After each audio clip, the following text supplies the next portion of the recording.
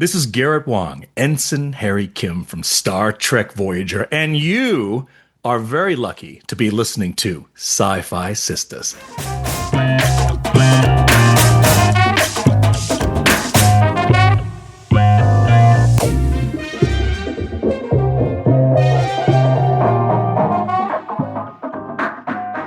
Hey, everybody, welcome to the Sci-Fi Sisters podcast, where we give you our point of view. I'm Sister Tamia, and I'm joined here by Sister Yvette Blackman Tom. Hello. I didn't know where you were going. I know, me either, because I never use all of your names, and I used all of them tonight, like you were in trouble, like we were at Catholic school. Yeah. I thought Loretta was calling. I know, right? So, hi, Fran. We miss you. We hope you're recouping well. And we have a wonderful, wonderful guest with us tonight that we are so excited. He's an actor and a comedian. He's the co-host of the Delta Flyers. He was our lovable Ensign Kim on Star Trek Voyager. He's none other than Garrett Wang. Welcome to the show, my friend. Welcome. Thank you so much. Thank you, ladies. So good to be here. Yay. Thank you. So good to have you finally, because you know, we've been talking about this for a hot minute. It's like, it seems like every time we see you at the convention, like, when are we going to do the show? Yes. But I need to talk about one thing right off the bat. We're talking about your need for a new laptop, and we know it's been about 7 years since you've had a new laptop.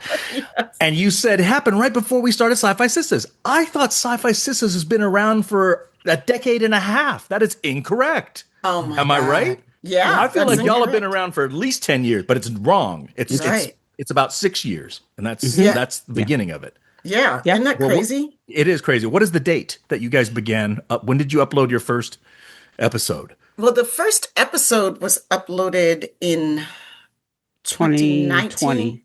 2020? 2020, yeah. Oh, pandemic then. No.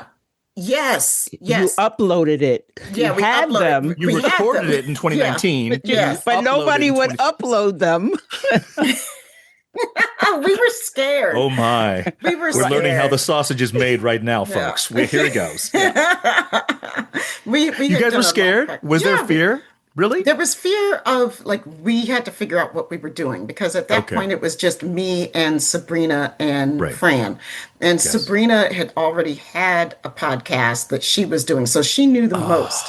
But we didn't know how to do it with, like, the three of us, and then we had to learn the Zoom thing, and you know, we were just winging it. And we have lots of episodes that are somewhere in the archives of the Lost somewhere that are terrible. Absolutely terrible. Okay. And then when we met Yvette, we got a producer, and we said, "Oh, thank God." So Yvette is the glue that pulled it all together in a way, is what you're saying, or it helped. I'm the push. I was just the push. They had it. They actually had it together. Okay. It's just that I think they needed somebody with them saying, "This is fine. Put it out."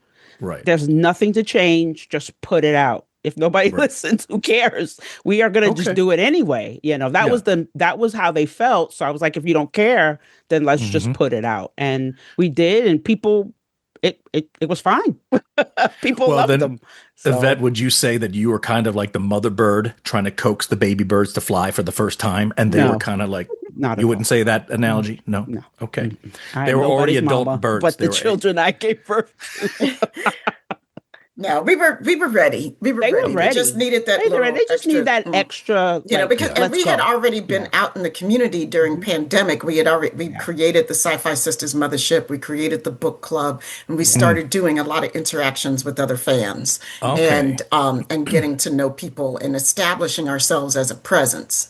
As a brand. As the kids say. Yeah. It is a brand. It is a brand. That's what it is, as a brand. It is. Yeah, because I've heard about you guys for a long time. I've met you guys at convention before, you know, so I definitely am aware of Sci-Fi Sisters. But what I do not know is who came up with the name Sci-Fi Sisters, and were there other close seconds, or how did it go? There was no close second. Who's doing the interview? I know. I'm sorry. What's happening here? That's fine. It's fine. I just thought it's hilarious. Just curious. I love it. It's just hilarious. I love it. But I know. I'm fine with this. But this is perfect. was like, he's on cruise control right now. I know. He was like, and I'm in front of a mic. Let's go. I've got questions. Okay. So who came up with the name? Fran was the one that came up with the name. Fran did it. At our very first meeting with me, Fran, and Sabrina at Awesome Con in DC. And she said, if we could call it the Sci-Fi Sisters. And we were like, you're damn skippy, we could. And that was it. So there wasn't even a second. No, you know what I'm saying? Was never a second choice, third choice. It was just Fran saying that, making that comment, and the rest of y'all going, yes, we will do that. That's the one. Wow. We are not looking any further. Yeah, I'm always curious about random facts that really will do me no good after today, pretty much. You know, like I was just like, how did that happen? I just always want to know, and that's just been me, but that's a very inquisitive person. That's what makes you a great interviewer as well. You know, like I love to listen to the interviews that you do because you are sort of a role model for me in many aspects. Like I look at specific people and I watch what you do and I look how, you know, the types of things you're asking about, and I go, let me put that into my arsenal because I aspire, you know, to be doing this full time one day. You know, and, you know, and without formal training and, you know, and so like, I have to study people. Like I studied like back in the day, Charlie Rose, like Charlie and two people that got me too'd. Two people that got me too'd were two of my favorite interviewers, Charlie Rose and Tavis Smiley. Oh boy. And they both got me too'd. Yeah, they both got me too'd. And I was like, damn it, guys, keep it in your pants. Like you're too friggin' good at what you do for the world to miss out on your talent. Come on. Exactly. Yes. Or penis. I don't know. You know, whatever you want to throw in there. Exactly. I mean, men and their urges. So yeah, it's bad. Yeah. So I listen to you and I watch you and I love that. And I think like that curiosity serves you so well because you have these great conversations with people. Like you've been doing podcasting before, you know, pre-pandemic, before it was fashionable and everybody and their mama had a podcast. Like, how did you start with what led you to like, let me do a podcast? Well, yeah. So initially, I had, you know, what kind of, I've always been doing moderating at conventions because I kind of threw that out there. I said, you know what, if you ever need help moderating a panel, I'm there. You know, I love doing this. I'm a big fan, you know. So I started moderating probably in 2008. So it's been like 17 years worth of moderating stuff at all the various conventions. And so that sort of got me into, you know, my ability to interview well in podcasts, I guess, is just my background, just being a moderator and knowing to wear the moderator hat and not the actor hat, which is very difficult for some actors. They don't want to, they'll keep the actor hat on and say, well, let me tell you about my experience. I was like, wait a minute, you're the moderator. You're supposed to be showcasing the people that are on the panel, not yourself. Exactly. And that's the biggest problem with any moderator, whether they're, especially moderators that are not actors that are in the spotlight, just your average Joe that's moderating the panel. 9 times out of 10, when I watch a panel like that, they will always, let's say they're moderating a panel with Denise Crosby on it, something like that. They'll come on, they're like, oh, first of all, Denise, I have to tell you, I was 9 years old when I first saw you. And it's just not on a panel. You know, I mean, it's just like, wait a minute. This is bordering on creepy right now. Yeah. You know? I've worshipped you. There's a shrine in my closet. It's just like, what do you stop? Right. Stop. And 9 times out of 10, that's always they have to share their own personal experience, which, you know, that's great, but it's not great for who's in the audience because they want to know. They're there for the person that's the spotlight is on.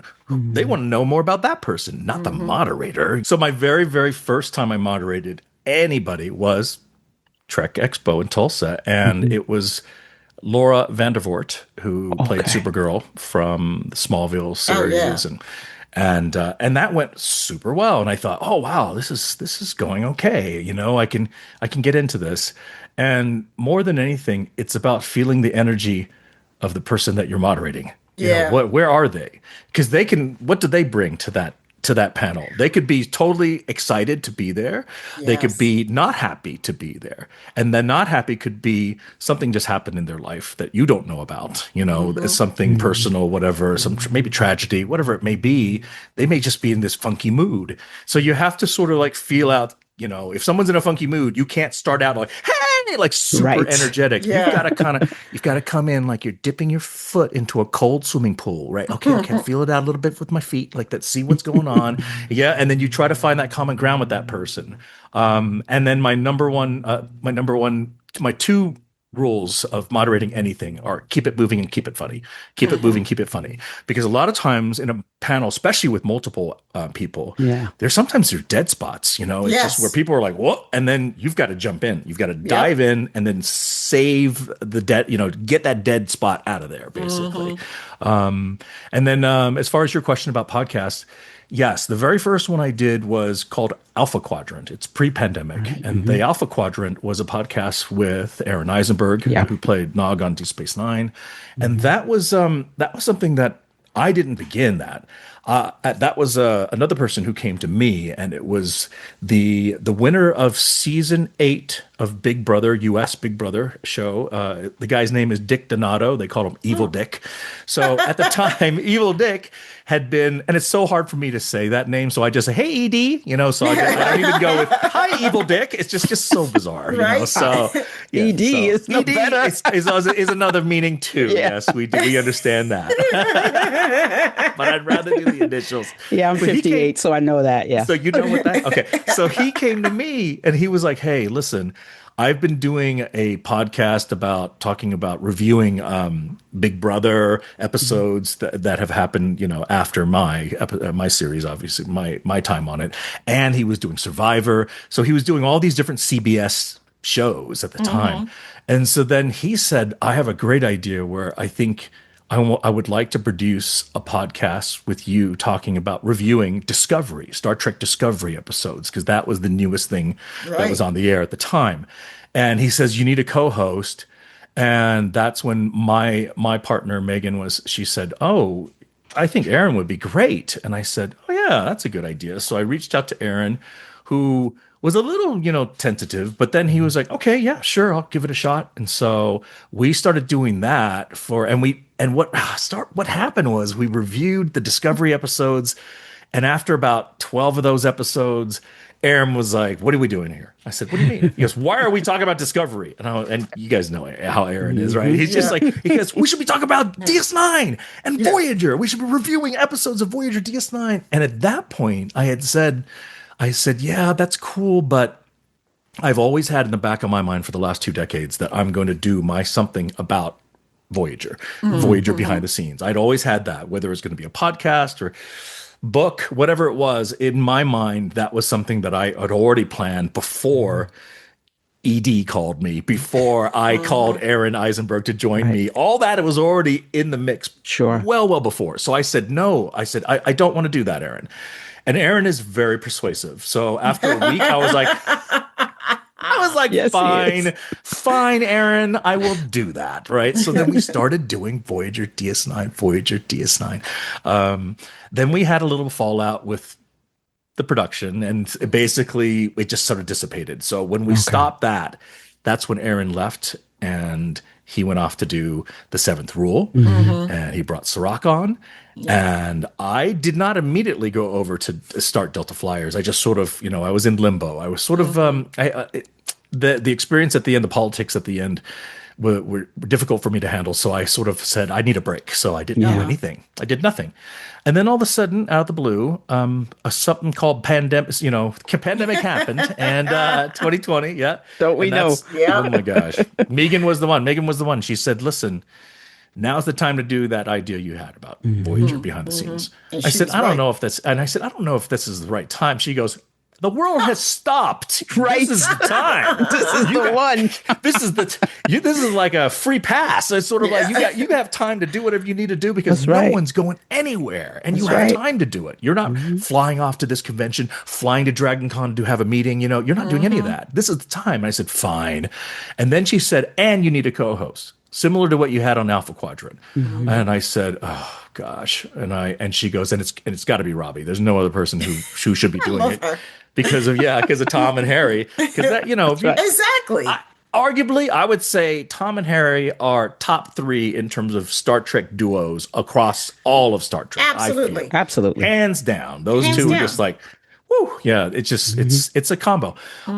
So I looked at her and I said, I'm gonna tell you right now, Robbie McNeil is so busy as an A-list television director. There's no way that he's gonna say yes to this. She looks at me, she goes, he ain't busy now. Like, I sure ain't. The pandemic again. And I thought, pandemic. Yeah. So really, when I get up to accept my Podcasters Award, if I ever get one, I'd like to thank coronavirus. I would like to thank the pandemic for saving, for basically being the spark plug. I mean, that event was the spark plug to the starting of everything for me, really, with Delta Flyers. So I remember calling Robbie up, and he was on the fence. He wasn't sure. He said, he goes, you think anyone would be interested in hearing about what we have to say about behind the scenes of our episodes? And I said, are you kidding me? I know. I'm like, have you been to a convention, right? That's the thing. It's have like you met a Trek fan? He's done tons of them. See, that's what blew me away. He's done definitely a lot of conventions. Not as many as me, not as many as Bob Picardo, but he's done them before, right? Yeah, he's done. He's from the 90s, from the get-go, 96, 97, 98, 99, all the way through to 2020 for sure he's done them. And for him to say, like, do you think anyone? I was like shocked. I was like, of course they would. They would love it. He also didn't realize there was a pandemic going on. Right. He had to have a woman tell him, like, hey, dummy, there's a pandemic going on. So he said he would discuss it with his wife and get back to me. And he did. A couple days later, he was like, okay, we'll give it a shot. And this was March. This is like right when the pandemic, kind of everything shut down. In March, we started recording. We started recording everything as much as we could get ahead, right, of our episodes, because Delta Flyers began as a chronological review from episode to episode, right, from starting from Caretaker episode 1, the pilot episode. So we banked a bunch of episodes before we uploaded the very first one, which happened to be, we decided that May the 4th would be great because it's Star Wars Day and I'm a Star Wars fan as well. So I thought, hey, this is kind of funky to introduce this not on Star Trek Day in September, but the streams are crossing. Yeah. And the universe did not implode. It did not. It was a pandemic. That's why. That's why. You can only cross stream during the pandemic and you don't die. That's the key. That's it. Okay. Because the pandemic was a temporal vortex. It really was. Yeah. Boy, was it ever. So he called back and he said, okay, all right, we'll give it a shot. And, his whole thing was he didn't know if there's any way to monetize this. And I said, well, we'll do our free podcast because I think everyone should be able to listen to us without having to pay a dime, a penny. And then what we'll do is we'll do bonus material on Patreon, right? Yeah. And Patreon, was basically started by a couple people that used to work for YouTube, I think, and they went off and said, we're going to start another way of monetizing. So, so I said, we'll have subscribers. And someone did an internet story on that saying, hey, Harry Kim, the actors that played Harry Kim and Tom Paris on Star Trek Voyager, Robbie McNeil, Garrett Wang, they are doing a podcast on the behind the scenes of every Voyager episode, and they have bonus content you can subscribe to on Patreon. So we had already set up our Patreon account. This guy does this internet story, and we have not uploaded anything yet, right? So we're talking, because we started May 4th. This is in April. So in April, we go ahead and look. I open up the Patreon account. I said, oh my, we have 385 subscribers because of what this little internet thing came on. And Robbie said, like, what? We haven't uploaded a single episode. I go, I know. They're already subscribing. They're throwing money at us. What is happening? It was just bizarre. We didn't even expect that to happen, right? And the minute we uploaded, those numbers just kept climbing, hundreds, thousands, and it was like, oh my goodness, there's a lot of interest in this. Robbie was very excited. And I knew that this would work in one way, shape, form, or whatever. It was going to work, but I didn't know it would be as successful as it became because we were on the ground floor. If you're talking about Delta Flyers, the Office ladies with the two actresses from The Office, all of those actor-led podcasts began right then in 2020. Okay, so the very first ones, and because we were the beginning of that wave, we caught the wave. Sort of like YouTube. The very early adopters of YouTube became, very successful because they were the early adopters. I felt right. So I think that we jumped in at the precise time, the perfect time. Now in 2026. I think every television show that was ever produced from 1970 to now has a podcast with the actors on them. Yeah, one. Yeah. Right? Everybody. Yeah. Everybody's got one now. Yep. But I feel like being the OGs kind of helped us out a lot. So. And being Star Trek also, I think. And being Trek too. Trek, very niche audience. Yeah. But and it's perfect audience. for that. A very passionate audience. Yeah. Very much that was starving and, was so used to starving. We were starved for so many years for any, interaction and, or new content or new information. Many fans, like we get used to, like a lot of the times I get used to, like nowadays, knowing a lot and having access to a lot of information, and having access to a lot of other fans. But before I started the Sci-Fi Sisters, before we began, I was one of those fans way on the outskirts who was looking in and seeing all these names and hearing. I didn't even know to like a couple of years before that about like Trek podcasts existed. Oh, wow. At all. I mean, like, and then I was like, oh, here's a whole nother way of expressing my fandom and being engaged with my fandom, because my fandom up until that point had been very insular and a small group of people here in DC, and then, our local conventions like the Farpoint or Shore Leave, it was small, and like, so there, having these podcasts like really gave a lot of access to people who didn't have convention money, definitely couldn't make it to STLV, or lived in places where they were isolated from other people. That's what I think was so special about this podcast, like yours, starting during that time, and ours. They were places for people to fellowship in a way. Yes. Agreed. Yeah. And you're right. Word. There's definitely people in the far reaches of the world that were not able to get to STLV, Star Trek Las Vegas convention, or any convention for that matter, that if they had internet access, they were able to get online and or on their phone or their mobile device or iPad and be able to experience a little bit of what convention magic can bring, in a way. Yeah. And that's what these podcasts are. They're kind of an extension of the convention experience in a way. Yeah. And I remember, like Sid was doing his thing, and you guys are doing your thing. And like, you guys have really created a really thriving, wonderful community. Yeah. The Delta Flyer community is a really tight-knit group, really passionate. It's really beautiful. Yeah, we love it because we got a lot of crossover, with your community. So it's wonderful. We love them. Yeah. They're very passionate. You got to do the secret hand signal though when you see the Delta Flyers. You got to get that in there. Did you just make that up? Huh? I made it up a while ago. Yeah. Like when we moved on to DS9 and we had Armin and Terry doing it. Armin was in the episode and Robbie was like, he was doing one of the intro paragraphs, and he goes, "Welcome to the Delta," and I did the Delta Flyers thing, journey through the wormhole. So I started doing my hands like going through the wormhole, and then Armin's face turned purple. He was like, he loved it. It was just like, oh my god. Love that. Oh my god. I'm gonna have to put that on Patreon because everyone needs to see everything you need to see the videos. The Delta Flyers journey right. Wormhole.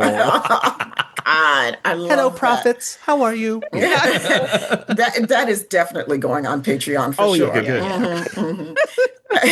And you know really, what? Go ahead. okay, I just really quickly, I just want to say thank you for everything that you were saying about moderating, because Yeah. that was like, I mean, that's it lets me know A, I'm doing the right things, and Yeah. B, it was like a little mini class in how to moderate, and now I Yeah. have that tucked away in my, and thank Good. you for saying that, because I always felt that my job as a moderator was just to guide the ship, right? Like just to Mhm. guide the conversation. I'm not there to like, because I always get mad about people who want to showboat when they're Yeah. moderating that like I'm trekker than thou, right? Yes. And I'm Yes. like, Oh, I truly don't give a shit, like I right. cannot tell you how little I give a shit about your Trek knowledge right now. This is not a trivia Exactly. contest, It's not you about the know? moderator. It's It's not not. Yeah, has right. nothing to do with the moderator. My No. job is to let this guest shine and have a Yes. moment and to dig in and get stuff that other people aren't going to ask. Right. Right. Like that's why we got a whole line of people lined up at these microphones to the Mm-hmm. side, Mm-hmm. that they can ask whatever. My That's job right. is to ask questions that other people won't ask, Right. you Hmm. know. And also keep the flow. Keep the And flow keep the going. flow, right? Yes. And keep the flow. And like you said, read the temperature, read the Hmm. room, Yep. like I thank you for that, because that is what You're welcome. my Yeah. journey came opposite of yours. Like I did the podcasting first, and then people started asking me to moderate, Oh. and I hope that that continues. Like, I mean, I Hmm. really, really enjoy it. I mean, Yeah. it's where I feel probably my most alive. Well, then that's what you're meant to do. Then you Yeah. found your calling in a Yeah. way, right? You know So what? that's Yeah, hmm absolutely. that's Okay, awesome. Yvette, I know. I just wanted, go ahead. I Yvette. know. I just wanted, we were talking about moderating and panels, but I want to know how the Dragon Con thing started. I mean, Hmm. you are the king. Yeah. You are Star Trek king over there in Yes. Atlanta. Oh What is my going gosh. on, brother? I know. I And can you know. hook a So sister up with some passes? No. I know. Can I you hook still a have yet, sci-fi sister up with a pass? Is right? what I you're still have saying. yet to make it to a Dragon Con, but Yeah. Oh my goodness. Yeah, we haven't been Neither of yet. you Neither neither of you've one. gone? No, it's really Did Sabrina ever go to one? no. No, none Mm-mm. of We us have never been. got to go. It's always a bad time of the year. It's really bad for us. Labor It's Day yeah, weekend is tough. And It's I yeah, work it's and there's I'm tough. so much retail. going Like on. I own a store. I run a Yeah. store. Like I can't be Understood. You gallivanting can't be away running on around Labor on doing Day. a yeah. No, I get Yeah. it. I get It's it. Yeah. pretty So it's bad. something, Yeah. yeah, you've got to and it's interesting because that's also the same time as Burning Man, that huge Oh, festival in yes. Nevada, which is Yes. also Yes. Labor Day weekend. So a Hmm. ton Hmm. of my friends who have wanted to go to Dragon Con, they only go to Burning Man, so they Hmm. they they don't experience Dragon Con, which interestingly enough has been referred to as the Burning Man of conventions, is Yes, what it they Exactly. call has. it. That's what I Yes. hear. Yeah, Hmm. it's I can't wait. But one day I'm I going. always say this. I always say, they talk about the wonders of the world, the seven wonders of the world. I say the eighth wonder is the eight wonder or seven? It's seven wonders, right, Seven. of the Seven. world. Yeah, Yeah, Hmm. they seven. always talk about the seven wonders of the world. I said the eighth wonder of the world is Dragon Con because it's off the hook. There's nothing Wow. that even comes close to it. 2003 was my very, very first year at Dragon Con. Hmm. So I went there and I was like, what is this? Oh Right? my goodness. Oh my gosh. And I immediately thought, this is the most amazing thing. This is absolutely incredible. The energy. It's in hot Atlanta. I mean, Atlanta Hmm. has a different energy than other cities too. Oh And yes. so, Yeah. yeah, so I was just like, I was blown away. And that's 2003. So I asked my appearance manager in 2004, hey, can you get me back there? They're like, oh, well, they're going to go with some TNG actors this year. I said, oh, okay, that's fine. 2005, I asked, oh 06, oh 07. I kept asking. Oh my And God. finally, 6 years later, the Rolodex came back to Voyager, right? And they're like, Uh-huh. oh, we'll get Garrett now again. So it's 2009. I'm on stage with the Trek track director. Hmm. And I say, hey, it took me 6 years to get invited back. I just don't want to wait that long. So would it be possible if I could come back as like a co-MC with you or something like that? Is what I said, Uh-huh. kind of tongue in cheek, but also being serious at the same time. I wanted to Right. come back. And he kind of looked at me, kind of rolled his eyes like, yeah, whatever. He was released after that Dragon Con. Oh no. Oh. Oh. Yeah. So he got let go. Some internal politics had happened, and It so always he'd been there for 17 years as that Track director. 17 years, and he was gone. So at that point, I sent an email in to the chair of Dragon Con, and I said, "Hey, what do you think of me as your new Track director?" And he immediately shot back an email. He's like, "Is this April Fool's Day? Like, what are you talking about? Like, why are you like what? Why are you saying this?" Because at that point in 2009, at that point, no actor on whether it's sci-fi, fantasy, whatever had ever gone behind the scenes Right. to work. That's what and I wanted to no one. this is why we wanted to talk about this because it was such an unusual thing. What yes. So he said to me, he said the same thing. He goes, "This is very unusual. I mean, we haven't had, Dragon Con's been around for a long time. We've never had an actor asked to sort of help run the programming. Like, what do you what's the deal?" I said, "Well, I'll be perfectly honest with you. This would ensure that I would come back every year because of how amazing your convention is. I said, it took me 6 years to be invited back. So whatever I need to learn to do the behind the scenes of this job, I'm going to learn. I'm just going to do it." So he's like, "Okay, we'll put you on.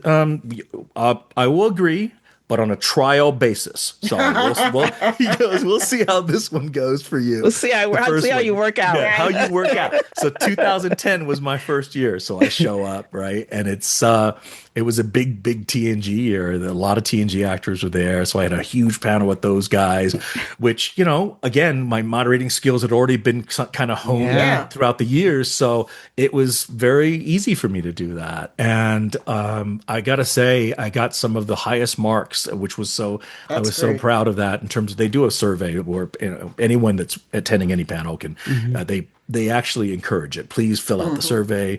And then they rate the moderator, the panel itself, everything, the room, the load in, the load out. They want to know everything. DragonCon wants all the feedback so they can improve every year. Yeah. So, I love that. And so, and some of the feedback I got, a lot of people were like, "Wow, we didn't even know Garrett even moderated anything, but boy, we love it. It's great." So a lot of I got a lot of people on my side right off the bat there. And I think a lot of that feedback helped me get my position extended to the following year, 2011. Sure, right? Sure. And then it almost became like, a bit of a novelty. They were like, "We're the only convention that actually has an actor working as a volunteer," And then the rumor started out like, "Oh, no, DragonCon pays, Garrett tens of thousands of dollars to be the director."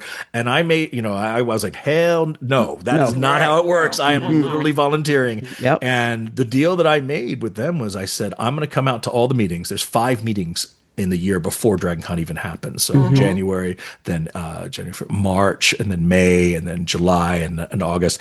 So I said to the powers that be, I said, "Listen, I'll pay for airfare, and you cover my hotel." And the chairman shot his hand out so quickly. Anytime someone agrees to a deal that quickly, you've not made the best deal for yourself. No. Basically what it is. Because then I started thinking, I was like, wait a minute, 2 nights hotel in Atlanta, $90, $120, whatever each night, and then round trip airfare from the West Coast to Atlanta back and forth. Well, if you get an early ticket, maybe it'll be a couple $100. But me, I buy tickets a week of, right? So it's usually anywhere between $400 to $800 for me to do that. In coach, So so I kind of had the raw end of the deal, but that's the deal that I extended. So but I've been doing that now since 2010. Well, I think that's it gives you, you have a really unique perspective now at conventions. I mean, that's one of the things. It's why when we see you at conventions, I sort of respect how you move through the space, and I think it's because you have a really deep understanding of the fan experience as well as the guest experience, you're seeing it from both sides. You're understanding everybody's needs. But I think that's another reason why you're a continuous fan favorite. Right. For people to talk to and to be around is because you are accessible and you make yourself available and open with your time, And a lot of that has to do with the fact that I am a fan first and foremost. So, and the tried and true equation is, of all the Star Trek actors out there, 10% are fans of the genre before they book the job on that Star Trek film or TV series. 10%. Right. The other 90% are actors doing a job. That's it. And you can't expect, and that is a bit of a letdown for some fans. Like, oh my gosh, this character is my favorite, and then they find out, oh, they're not really into sci-fi. Oh no, like that. It's changing now. I with think it is changing a lot with newer Trek because they grew up watching you with guys. It. So, you're right. So it's changed a little bit. So I'm gonna say, and the writers' room too has changed. Because you got a lot of people who watched all your shows, and so now they're giving us Trek. And so then I'll amend that. I'll say legacy Trek. Yeah, you go. TOS to Enterprise era actors. Yeah. So 10%. I want to go a different direction. We can stay with the cruise because I was when we were on the cruise last year. And I'm saying last year already. I know. I witnessed something. I was sitting upstairs in the dining room, not the dining room, the buffet area. Okay. And I watched you come in with your family. Oh, with my mom and dad? You had other people with you also. Other people too? Okay. Yeah, and you were so intentional about making sure that they sat down. They were all talking to you all at the same, and I know that experience. They were all talking to you at the same time. You're like, okay, you want this, and you went and got whatever they needed. You brought it back. There was laughter and everything, and I just thought, wow, Garrett is always on, right? You're always entertaining people, but this time I was watching you be Garrett, and the way how intentional you were about making sure your family was, just settled taken care of. But it was more than that. Like, I come from a mixed family. My ex-husband's family is Chinese. So I know that setting. You understand that dynamic then. I knew that setting because I knew the blah, blah, blah, do this, do this. People are yelling, but they're not yelling. They're just enthusiastic, but it was just another side of you that I was so happy just to witness. I mean, there was no need to say anything about it. I knew next time we talked, I wanted to bring it up and tell you that it was just so wonderful to see. And I just wonder how do they see you when they see you in that situation? Like, what are you guys talking about? What are they saying? Because now they're seeing the love. They know their love for you, but now they're seeing the love from the fans to you. And I'm wondering, how does that, does it feel different? What do they say? I'm just so, when you said, I just want to know. Yeah. Well, see, now that you've told me this story, and thank you for saying that and telling me this, tell me that you saw that you observed that. But now, when I'm in the Windjammer getting some food, I'm gonna is Yvette? Where's Yvette? I'm gonna look around for you. Like, I'm usually there in the corner. She is. She'll be there somewhere. Well, when it comes to with my mom, though, I think she's living vicariously through me because she was the entertainer in her family, basically. The one that can moderate, and speaks well and has charisma. She's that person. So everything I have is from her. In Taiwan, when you take the college entrance exams, there's actually there's the math portion. There's the there's the different, just similar to how we have it. But what's different is they have a section which sort of kind of can grade your creativity, which SAT does not have. ACT does not have. No. But in Taiwan, they did have that. So, and after they grade all these exams for every senior in the entire island, has taken this, basically, the island of Taiwan. Once that's done, in a couple of weeks, they post all the results of who got into which college in the national paper, the newspaper. Wow. Yeah. So if you score perfect in the math section, you're going to find your name as the #1 draft pick to the Taiwan School of Engineering. You see what I'm saying? Wow. So Yeah. And it shows #1, #2, #3. It's listed like that. So my mom is looking through that paper. She's like, where is it? And she's like, oh, she was the #1 pick to the Taiwan School of Drama. Oh, wow. Wow. Wow. She went home and told her mom and dad. She's like, I got in. I'm the first one in the Taiwan School of Drama.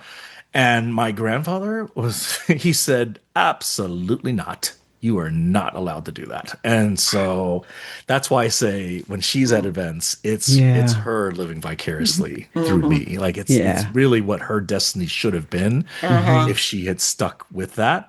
And when she told me that story, I was like, Mom, you should have told Grandpa that you're going to stick to your guns and you should have ran away from home and just went to the School of Drama. And you would have been this huge, famous actress from Taiwan, Chinese actress. She goes, yeah, but I probably would have been married to Jackie Chan and you wouldn't be here. And I would be like, oh, yeah. Oh, yeah, that part. That's fair. Jackie That's Chan fair. part, not bad. Yeah, not bad. Or, fill in the blank. For her, other, right? Yeah. For her. But yeah. For her. Yeah. So I understood. But again, whenever I do anything and I bring them to a convention or anything that's a fan event, I think my mom just is tickled pink by seeing her son, a chip off of her block, basically doing all the things that I think she envisioned for herself at one point. Sure. But unable to do.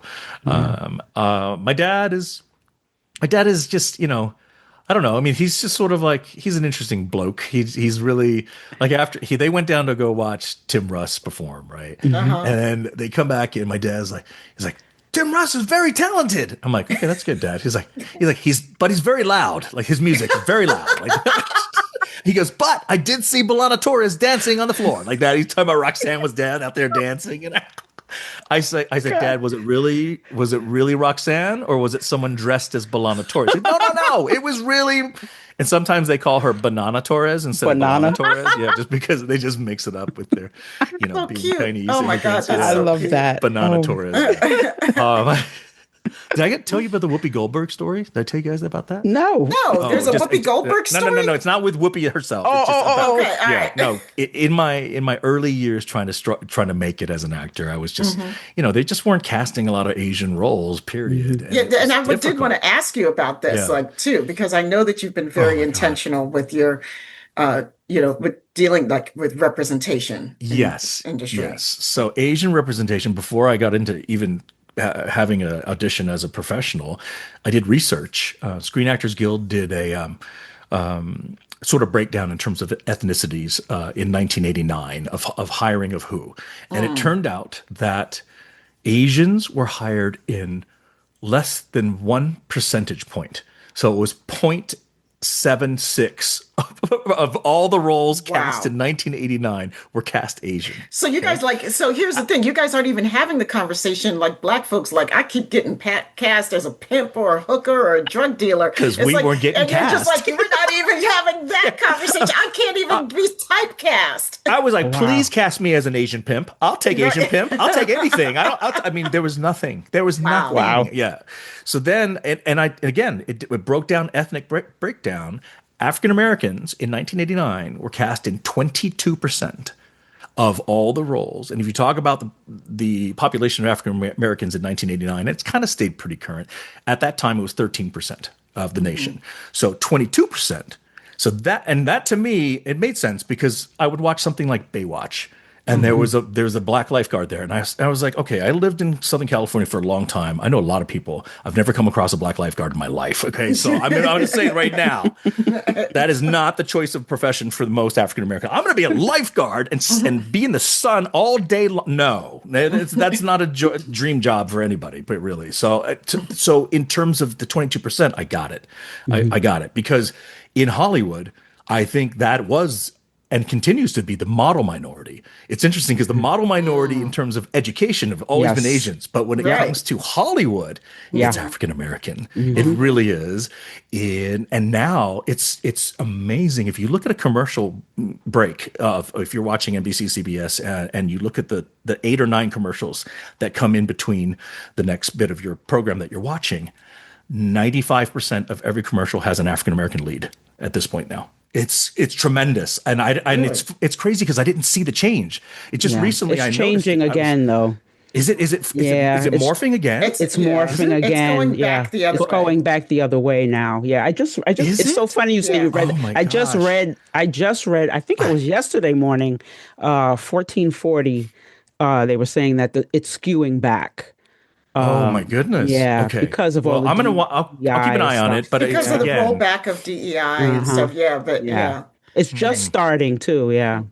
And I think that like you're raising a really interesting point though that is really good. Like I just want to interject this because I know you have more to say. Yeah. No, go ahead. That our discussion on race and diversity in this country has always been two, right? Yeah. It's always been bifurcated. It's black and white.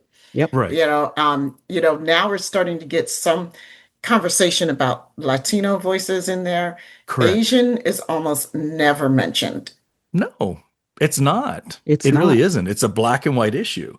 And when people talk, here's a perfect example. When people start to pontificate about Tiger Woods, they always say the black golfer that won all this. No one says the half Asian, half black golfer. They don't say that. No, you're never His mom is that. 100% Thai. His dad But you're never going to say that in America, where if you had the one drop, it's the one drop principle. If you had one drop of black blood, you were black. You are considered 100% black in the eyes of a lot of Americans. So, that's already framing the discussion right there. It is. Like nobody, like, you other things because I'm a mixed child. Like I come from a parentage that's Native American, Filipino, and my father's a black Jew.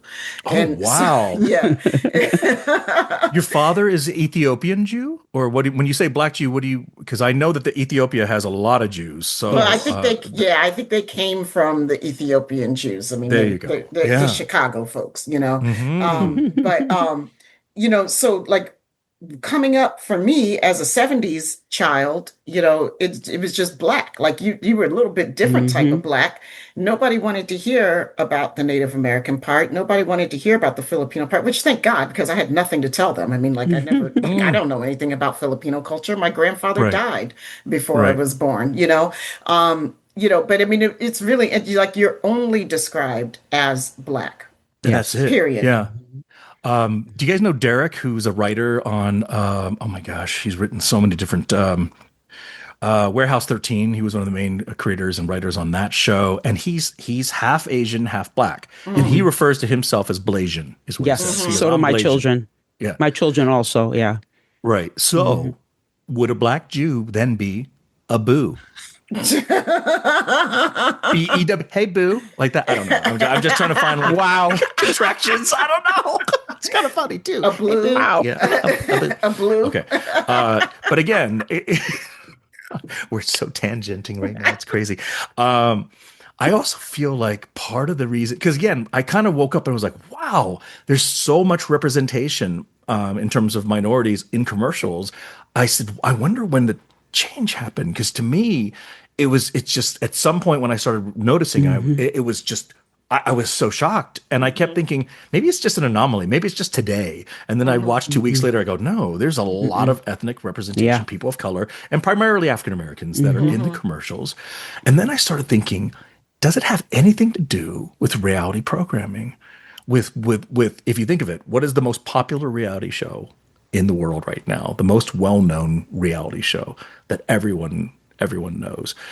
Would happen? Is it the Kardashians? Yes. Or am I saying that right? Because sometimes I say the I know you want to say Kardashians. I think I know. I'm like, am I saying that correctly? Hey, every time I say her name, I want to say Kim Kardashian, which is not correct. It's Kardashian. I did say it wrong then. I did say it wrong. I do think because of the popularity of that show. I mean, if you look at their following on social media, we're talking like, 87 million followers, whatever it is. It's crazy. Yeah. I keep thinking because on their show, all of those gals seem to have relationships with African American men. Oh, so they do. They are exclusively black. Except for one of them. Yeah. Yes. So I'm thinking, because of the popularity of that show, did that make it even more accepted? You see what I'm saying? In a way, it was like, okay, I mean, if 87 million are watching it, I would think so. And I think oh my God, this conversation is so good because it brings up so many other things too. Like it's acceptance of black males. Yes. Of black males, not necessarily black women, though. Black women are still not represented. Although it's skewing back, What's staying popular is white women and black men. So that is the popular, because there's a big push to settle down the black woman. There's a big push to close her mouth, to keep her out of sight, to make her undesirable. That is, after what happened, last year, they just don't want that. And they want us to be quiet. They don't want us to seem attractive. They don't want us to be represented. They or don't intelligent. No. Or have our shit together. Well, and because we do. Because we do. And everybody was understanding that, and they need to make sure that is something that's like, they want it to be some kind of myth now. They want people, because all the statistics came out that black women are the most educated people in this country. And once you have that out, how do you bring that back? When I was at UCLA, I learned there was a sociology class that did a study on desirability. And they went out and did a random interview of 1,000 strangers. These are the ethnic breakdowns of different people. So Latino male, Latino female, Middle Eastern male, Middle Eastern female, black male, black female, Asian male, Asian female. They put them all in there. And they said to these random strangers, rank who's the most desirable, who's the most undesirable. Okay. After they accumulated everything, the data, they came out, they said, the most desirable male is the African-American male. The most undesirable male is the Asian American male. I remember that. The most desirable female is the Asian American female. The most undesirable female is the African American female in this study. And then I started thinking about, well, what is this study based on, really? This is a study that was done back in the late 80s, early 90s. Stereotypes. If you think about stereotypes, if you think of stereotypical Asians being quiet, docile, non-confrontational, well, on a guy, that's probably very unattractive. Like, this person will not even stick up for me. He's not going to protect me. He's not going to, if someone, says something against me or whatever, he's not going to stand up for me. And that's an Asian. But on a woman, just quiet, docile, will go get your beer when you tell them to. Wow, okay, so this is something that's somewhat attractive to a red-blooded American male. And on the flip side, the stereotype with African Americans is loud, confrontational, boisterous, in your face.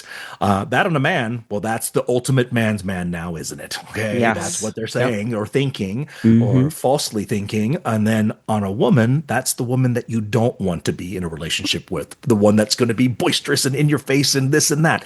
And so then I started thinking, if you take the two most undesirables, which is the Asian American male and the Asian American female, and I started thinking, is that really the case?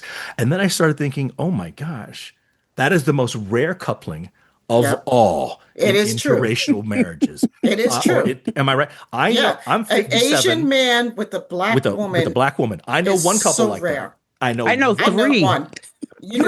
I know three. And I'm one of them. Well, okay, other than yourself. Well, two. I know two. I know two. I know one. Only because my children, when my oldest daughter was growing up, the term Blasian started. So she knows, they start, and the internet started. So you find out there's all these Blasians out there, and so, and then I think when Jada started playing basketball, we started meeting a lot of more Blasians. And a lot of Blasian kids are not like us, where the man is Asian and the woman is black. It's the other way around. Yes, and they're usually because they, the man was in the military. Correct. And that's right. Those two other couples, that's the way it is. And I was in the military, so that's how I know them, And then there's other people we know. But that's what he's saying. But to find outside of you, Asian man, Asian man with an African American woman, that is the unicorn of coupling. Okay, and in my 57 years, I know one couple like that. That's it. That is it. That's the only group, and that. And I asked my friend Patrick, I said, what was it like when your Chinese family found out that you were dating and then eventually married an African-American woman? And he said, they did not accept it at all. It was just it was the end of the world for my parents. And I was like, oh my gosh, and a lot of it is, I think when Asian immigrants are in Asia before they come over to the States, they see a lot of news stories from America, but they're negative, bad news stories about, okay, this perpetrator of this crime was African American. So they never see any of the good. They only see the bad. So when they get here, they automatically assume, oh, anybody who happens to be of that ethnic background, you need to stay away from. You know what I'm saying? So, and it's a generalization. It's a stereotype. It's not you cannot say that for every single person. By far, you cannot. But that's what they've been inculcated in terms of when they were in their home before. And that's every ethnic group that comes here. That's how they all. Because I know. My ex-husband would tell me, it was like he would say, the desire for my parents are you either go with Chinese or white, never black. Yeah. And he said, really, they wanted white more than Chinese, honestly, if you really want to be honest about it. He said that. Yeah, he did. I mean, he was, he's as we call Will socially black. So, so they grew up in a very black neighborhood also. So he, and I think he was right, because I know a lot of people who they still kind of believe that it's better to be with white and second maybe your own, but never black. And like I said, it's not just Asian people who believe that. I think it's mostly everybody that comes to this country. I think it's a little different for younger people because they got, the internet, TikTok. They see people of all races doing all different things, and it's very global. The world is so small right now. It is. That it is a little different, But those basic fears are still there. Those basic racist themes are still there. They're still there. Yeah. Rick, we never got to Whoopi Goldberg. Sorry. Oh, Whoopi! Oh my gosh! Oh, so I was completely, and keep Rick Yoon on the back of burner there. Okay? Yes. So I was struggling, not getting a lot of auditions, and my mom said, she goes, I just watched Oprah, and she said, you need to be just like Whoopi Gopher, and I was like, what? I go, what are you talking about? She goes, she interviewed Whoopi Gopher, and let me tell you something. Whoopi Gopher didn't take no for an answer.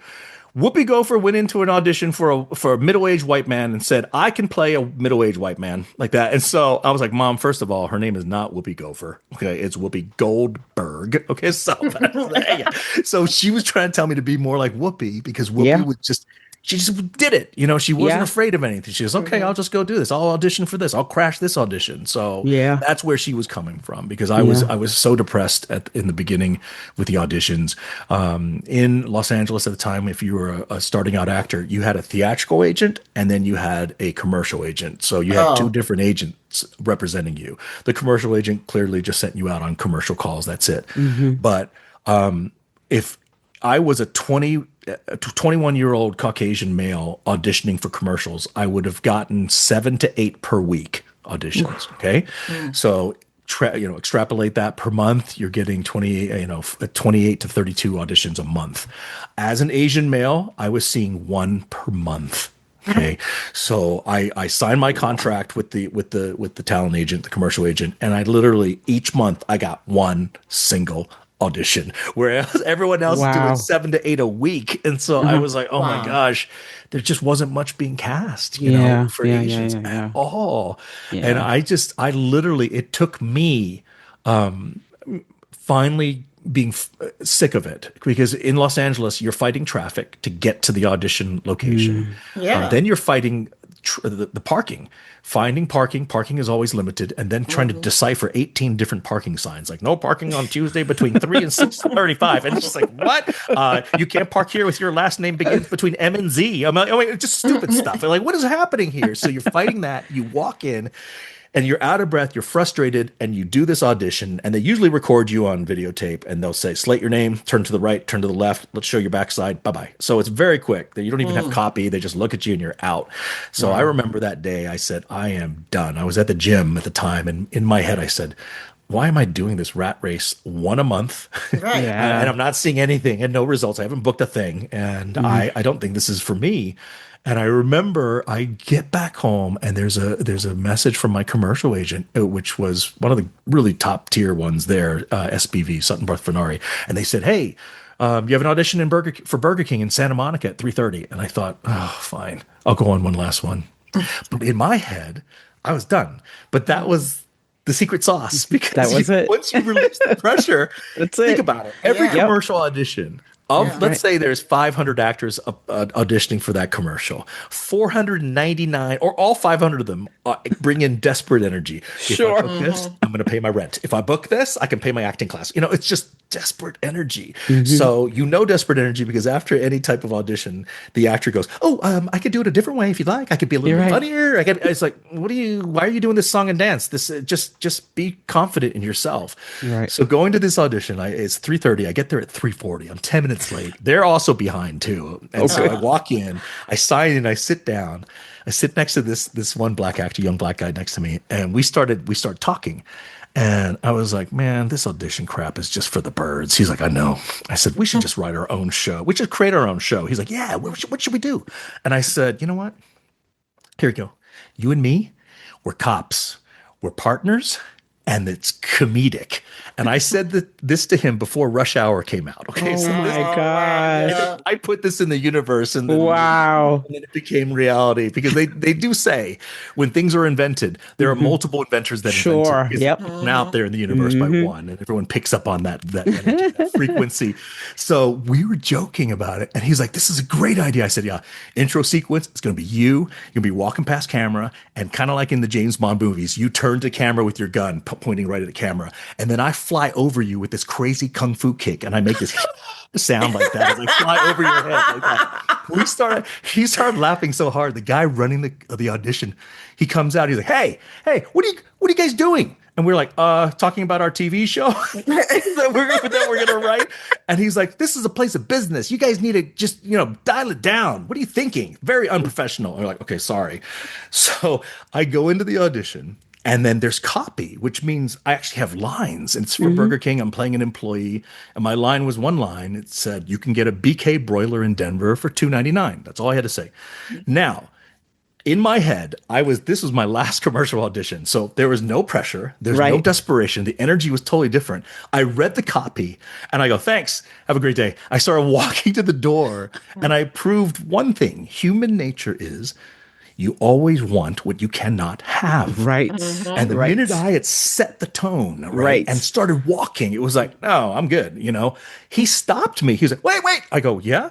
He goes, "Would you like a t-shirt from our production company?" I said, "Oh, okay." It was the strangest conversation because of the dynamic of how I set the tone on that one. Right. And no energy, no desperation energy at all. Right. So he gives me the shirt. And I walk out. I drive back home. I call my commercial agent up and I said, "Hey, thank you for working with me for the last 9 months and getting me out to the 9 auditions that you got me," is what it was, right? I said, "Thanks a lot, but I'm pretty much done. I'm going to focus on just film and TV." And he goes, "You might want to rethink that." I go, "Why?" He's like, "You booked Burger King and they're using you for 2 additional Burger King commercials. Wow. So you booked 3 in one hit." So I was the first Asian in any Burger King commercial ever. Okay. Wow. So I was like, "Oh my God, he goes, "You still want to quit?" I go, "Well, maybe not now." But now. He goes, in fact, you have another audition tomorrow. And you guys remember, it was one a month, right? Wow. Right. I go, "Tomorrow? Are you kidding me? What's it for?" He's like, "Chase Manhattan Bank." I go, "Okay." Wow. So I walk in there, and I've prepared myself. The stress of driving I let all that go. I let all the desperation go, and I mimicked the energy I had for Burger King. Same thing. I get back home. He's like, "Yeah, you booked Chase Manhattan Bank."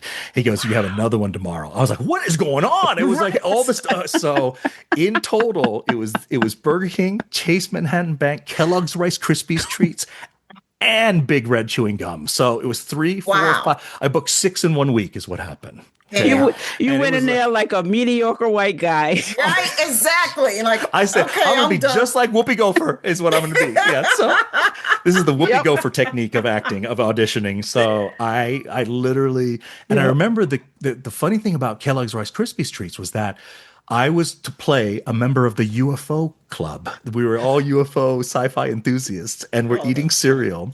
And mid breakfast, our leader, the president, gets beamed up into a UFO, and everyone's like, "Oh my God, That's Steve. And everyone's like, wait, it's okay. We still have the cereal. We're fine. So we go back to eating the cereal. We don't care about Steve.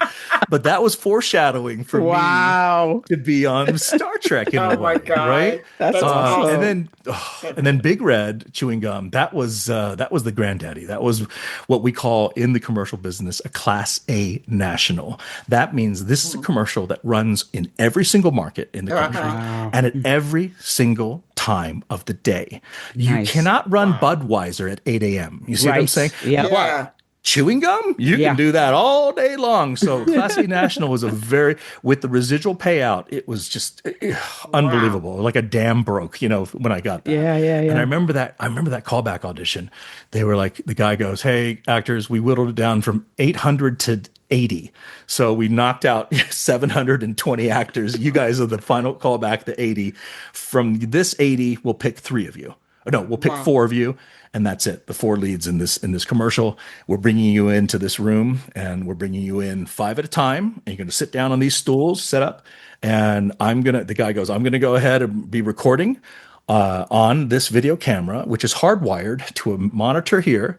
And there was an office screen set up, so you couldn't see who was sitting there. He goes, but I'm going to tell you, it's the head of Wrigley's Chewing Gum, Wrigley's Corporation, the head of the Madison Avenue Advertising Agency. So there was 3 big wigs just sitting there watching the whole thing live. He goes, don't be nervous. And we're like, he goes, I want to ask, don't be nervous. I want to ask each one of you one single question. Answer it slice of life, meaning answer in your own personality. Do not be commercially, like don't be overly smiley, anything like that. We just want natural, real people. So the first question to the first person was, what are your hobbies? The second question was, how long have you been in LA? My question was, where did you move here from, or where are you from originally? And I said, California, Indiana, Bermuda, Memphis, Tennessee, back to California. And the guy running the audition goes, oh, so you're a military brat, huh? I've been taking a lot of improv classes. So my improv, which is a great thing for anyone listening to this who wants to be an actor, is take an improv class and stick with it, because if you go to the gym to work out your muscles, you go to improv class to work out your mind. Your brain is moving so much faster.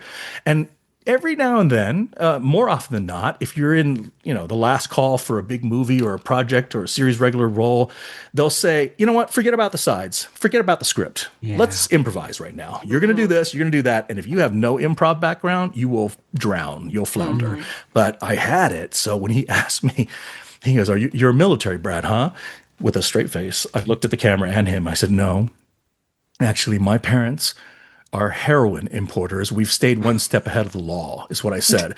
And when I said heroin, I could feel the other actors' heads turning towards me like, are you crazy, man? The guy running the audition was like, he was doing a kill signal with daggers in his eyes. He was so mad that I had brought up something so risque. And think about that.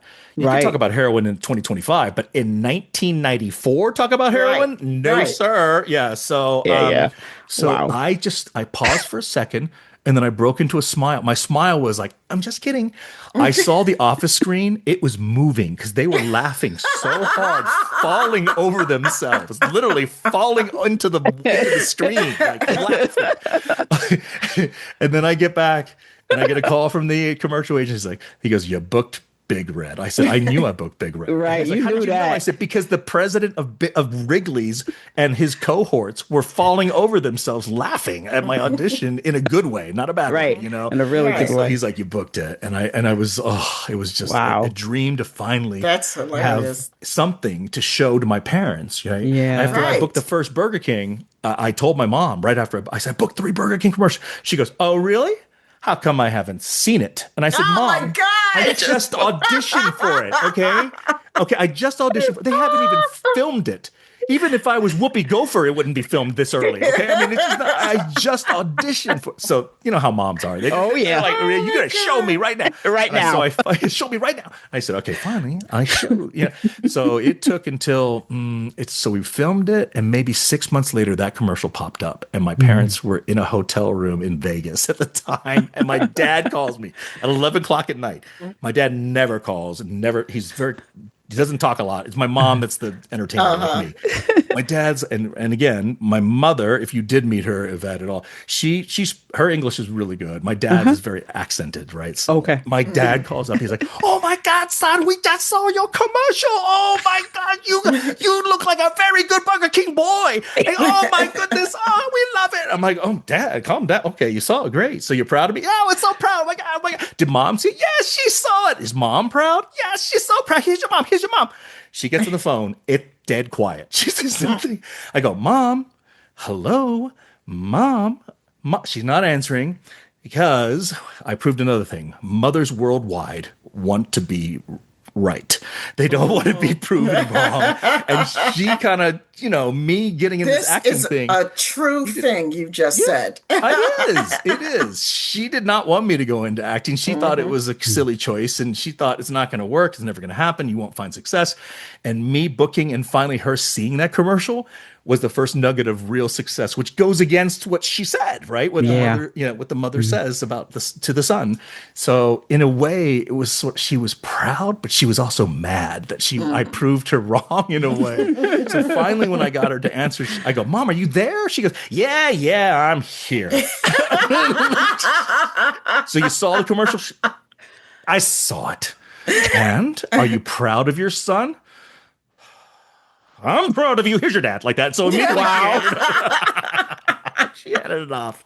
Oh my God, that's hilarious. Oh my God. But it was just, it was wonderful. It was so wonderful to finally be able to say, "Look, I did something. Yeah. I finally made, I booked something." Yeah. And then not too long after that, I think 3 months later, I booked my first on-camera speaking role, which was on All American Girl with Margaret Cho, the show on ABC about her family. Yeah.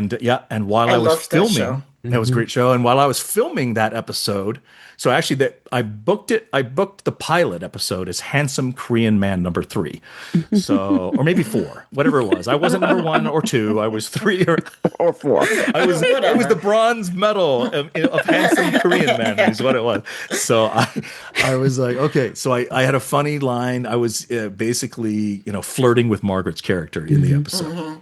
Now, after that episode was done, the producers called up my agent and said, "Listen, we'd like to cast Garrett in the first episode back from break, and he's not Handsome Korean Man number 3. He's going to be Raymond Han, the guest star of the main guest star of the entire episode. So I'm basically Margaret's boyfriend now, not someone trying to date her. I'm more your boyfriend. Right. And the character was an anesthesiologist, which I had told my parents that's what I was going to go into. Initially, I was pre-med at UCLA, which is crazy. Wow. So I flew them to LA to watch the taping of that. Oh, that's that so cool. Oh, and it was great. So as before we started the episode, hair and makeup were fussing with me, and I'm looking up at the studio audience, and I go, "Mom, Dad, look, I'm finally a doctor on TV," like that. I said something like that. The entire studio audience is just cracking up because they know the whole Asian doctor connection. Sure. So it was like, "Yeah, I did it." So it happened pretty quick. Like I said, once that commercial happened, and once I learned the secret of don't bring desperate energy. And that's actually good advice to anybody for any type of job anything. interview. Yeah, it really is. It really is, yeah. Meeting somebody for the first time in a social situation that maybe you're attracted to, don't bring the desperate energy. You need to be able to okay, if this person doesn't connect with me, well, that's their loss, and I'm not going to get mad about it. I'm not going to try to make, buy their love or charm them into loving me. No, it's fine, or liking me, whatever. If it's a business, whatever it may be, job interview, meeting someone for the first time, keep the desperate energy out of the equation, and that's going to help you tenfold. This is wise words, my friend. The desperation so crazy. to yourself, buddy. Right. Oh yeah. So I don't even know what the original question was. I've tangented all over the place. Did I answer your original one? Yes. Mine. Yes. Mm-hmm. Okay. Yeah. No, it was good. All right, I know y'all have more, so let's move on to something else. Well, I'm looking at the time here, and I know we got to wrap it up. And boy, we already. Yeah. I know, but that what that means? That just means we have to do a sequel at some point. You have to do part 2. Yeah. Right? Part 2. Yeah. That's it. Part 2. Fun. Yes. Part 2. Pas le deux. I want to know more. I don't know if you remember. You said if you had a son, you would name them Clavon Wong. I don't know if I want to talk about that. When did more. I say that? But before we go, can I just bring up the Rick Yoon thing? Yes, go ahead. Yeah. Rick Yoon has achieved some level of success in Hollywood, and it's also Rick Yoon grew up in Philly, but in the hood. Right. So if you look at his Instagram, when he's at home with his friends, none of them are Asian. They're all black. They're all black. Okay. And I remember first time I met him because he booked Snow Falling on Cedars, that one novel that turned into a movie. Yeah. And I saw him at some film festival, and I was like, hey man, nice to meet you like that. I was like, it was interesting because I never even got a chance to even audition for that project. And he goes, yo, why you got to play a hate like that? And I was like, excuse me? And I thought, I was like, is he trying to do a character? But this is how he really speaks. Okay, yes. That's how he speaks. And then I started thinking, oh my gosh, this is like when I was at UCLA, I worked for the Central Ticket Office. We sold tickets to the UCLA football games, all other sporting events, but also we sold tickets to student dances. So that would mean the BSA dance, the Black Student Alliance. So I remember I was sitting there selling tickets for this. And one after another, every Alpha Phi Alpha comes up, right? Then every black fraternity and sorority would come up. I remember it was whoever is white and blue. I don't know. So it's not Sigmas. Omega Psi Phi. Is it Sigma? Okay. Yes. Wait. Where was this? UCLA. Okay, no, probably not. So okay. So if the main fraternities are Alpha Phi Alpha, Omega Psi Phi, what are other Phi Beta Sigma? Maybe Phi Beta Sigma is possible. Kappa Alpha Psi, but Phi Beta Sigma is blue and white.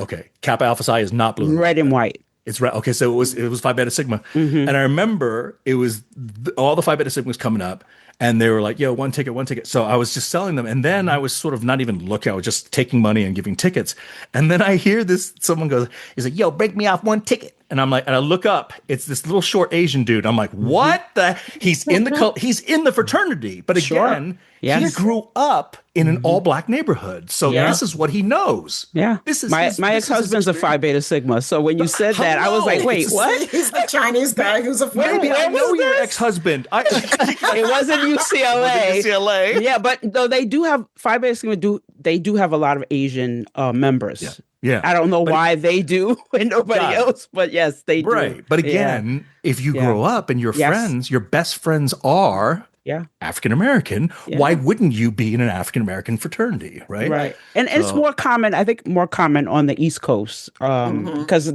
the things you were saying, I was like, yeah, I know that. I grew up with a lot of these people, but I think it's just different because of where you grew up, there's a lot of, it's the especially Philly, New York, Boston. Yes. It's just the vibe, the vibe of the city you grow up in, you're not really segregated into just Chinatown, that. So, yeah. Yeah, East Coast is so different. It is very different. Yeah. Very different. We're teeny spaces. We're teeny spaces, like more smashed up. Everybody's more smashed up together, it's more concentrated as well. Yes. In the East Coast. Okay. Yeah. And at Central Ticket Office, I worked with 2 or 3 Alpha Phi Alphas who I learned through them. I learned all about step shows, and I thought, oh my gosh, this is the most. He showed me, he was like, you can look at this, check this out, and I was like, wow, this is amazing. And at the time, I had pledged. Interesting enough, at UCLA, a predominantly Jewish fraternity. So which is hilarious. They're like, your last name is actually Wongstein from now on. We're not even calling you, or Wongberg. You're more Jewish than we are. So then I told Dorsey, my friend in Alpha Phi Alpha, I go, what if we were to put together a step show and enter that into the, enter that in? He goes, you can, but you ain't going to win. And I was like, fair enough. Yeah, I go, all right. Yeah, if we have no experience, we try it for the first time. That would be like the Jamaican bobsled team, basically the all Jewish fraternity coming into the step show, right? Just sit on the sidelines and enjoy the show, like just enjoy else. The show, bro. Just enjoy the show. It is. This is not for you. This is right. These are not the droids you want. These are not the moves that you are looking for. These are not the dance moves that you. No. Leave it alone. Oh my gosh. No. Who knew? Yeah. We're talking about the When we talk about black sororities fraternities. I know. You never thought we would go there, did you? No. Did you? Through the wormhole. Not at all. Ooh, through the Not at all. wormhole is where we Wormhole, just baby. went. That's right. Okay, y'all do this with me before we go. Okay. Delta Uh-huh. Flyers.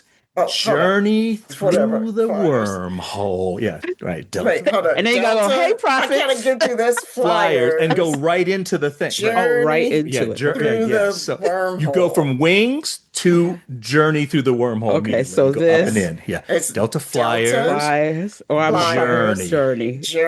Journey Into the through the wormhole. And then go wormhole. sideways too. Yeah. Gotta say hello it. to the prophets on the way. Hello. That's Yeah. right. Hey, prophet. Yeah. Prophets! Oh my So, God, you're the best. Thank you.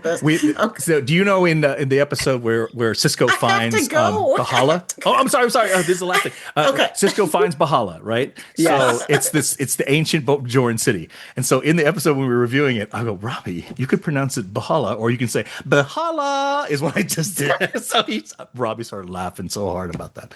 Okay, I'll let you guys go. All right. Part 2.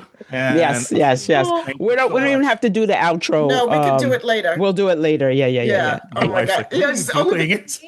Hi. She's Megan's Hi, waiting. Megan. Okay. All right. It's only All right. because I'm supposed to be in our book club right now. Oh my God. Yeah. Okay. Yes. They're probably like, Yes. I sent them a message. I was like, "You guys, we're still recording. I'll We're be still there recording. shortly." You're right there. Oh, she has a book club to go to. So I mean, it's our book club. Yeah. Blame it on Garrett. you gonna blame it on me now? Okay. Okay, so she's already said you can blame it on me, so it's all good. No worries. I think that was the plan anyway. Right? We'll do it.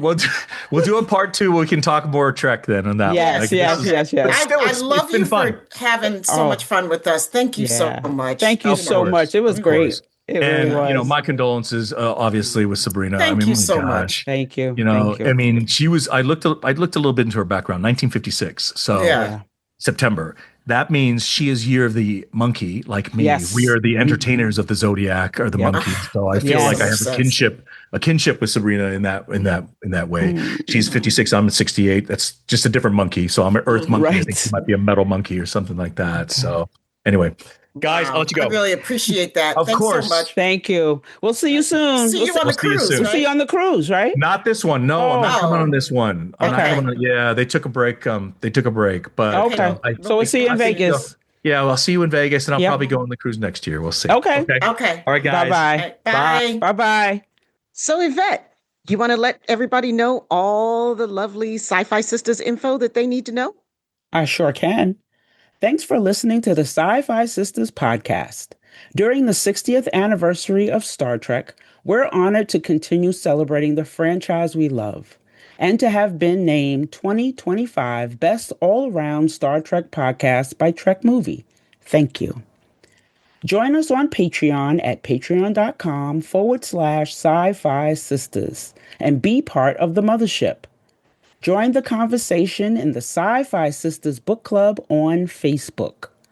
Watch our interviews, live shows, and our infamous Top 10 series on YouTube, Sci-Fi Sisters, Inc.